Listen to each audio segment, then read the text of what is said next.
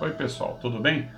Então, nesta aula, continuando, né, que a aula passada foi sobre campos de influência, gostaria de contar aqui uma experiência fora do corpo, extrafísica, que eu tive com meu amigo espiritual, um amigo indiano que já está comigo há mais de 1000 anos.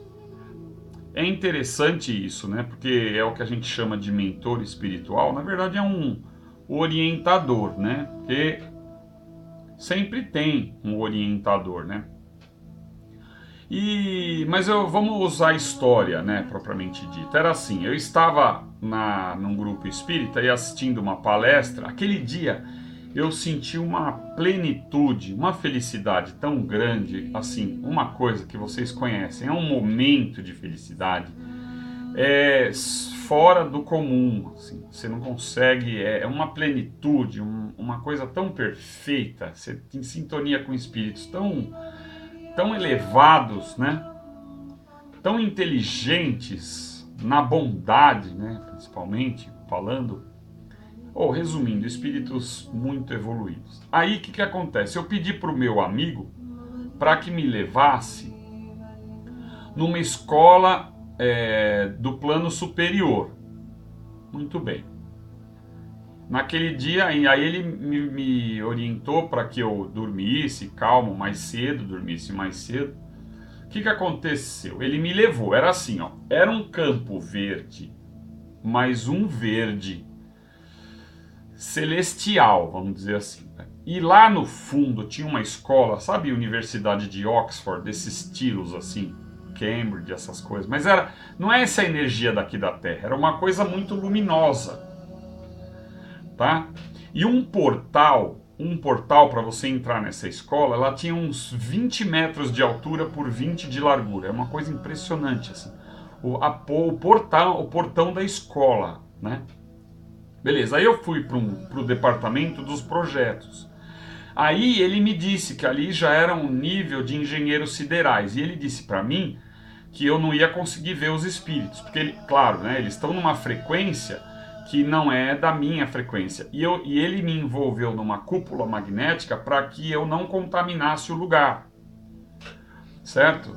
Eu estava todo envolvido numa proteção também para não contaminar o lugar. Foi só uma experiência. Porque lá, nos planos superiores, você pode visitar mais rapidamente. Você não pode ficar muito tempo lá, porque no nosso nível primitivo, a gente estaria atrapalhando ali, né? Com certeza. Mas foi uma visita razoavelmente rápida, né? Pelo que eu percebi depois dessa viagem. O que aconteceu? Era assim, os engenheiros siderais, eles têm na hierarquia espiritual, eles têm os orientadores, os gerentes, os supervisores, que é o nome, acho que mais aconselhável.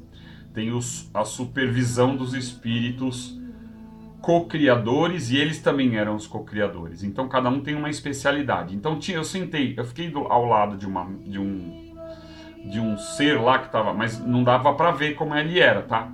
Ele estava assim do lado esquerdo, é como se tivesse uma parede, eu não conseguia ver, dava a sensação de uma parede. Não era bem uma parede, mas é porque eu não tinha condição de enxergar esses espíritos. Muito bem.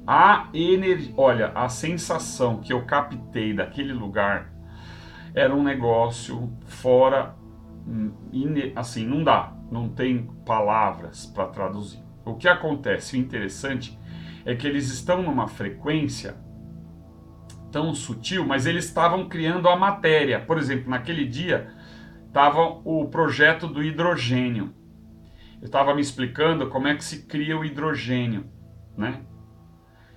E segundo aquela experiência, naquela aula, eles estavam projetando o hidrogênio para outros planetas ainda muito primitivos, muito mais do que a Terra.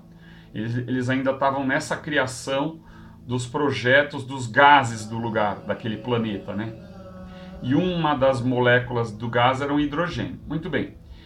Eu lembro que parece que o meu mentor, o espírito amigo que estava que me levou, era assim, ele falou que eu ia conseguir ver o projeto. E era assim, era uma cúpula de proteção, parece uma cúpula de vidro, não é vidro, né? Mas era assim, uma cúpula magnética, por quê? Porque o engenheiro sideral ele estava projetando a matéria, uma matéria muito mais densa, numa frequência muito mais alta. É assim, por que precisa da cúpula? Porque se não tiver essa cúpula, aquela matéria que ele está projetando, ela explode. Por quê? É como se fosse um vácuo ali fora. Então, se você coloca um corpo, imagina uma panela de pressão, tá? Para você ter uma ideia. A pressão interna da panela, se for muito grande, a panela não explode? É a mesma coisa. Lá, o espírito, ele não tem matéria mais. Os engenheiros siderais, eles estão totalmente desmaterializados. Ali é como se fosse um vácuo. Certo? Só tem a mente dos caras, a inteligência. Por isso que tem a ver com geometria. Eu vou explicar a geometria analítica, que tem a ver com isso, que é essa geometria que a gente aprende na escola, mas que a gente não tem a mínima noção para que serve no plano espiritual.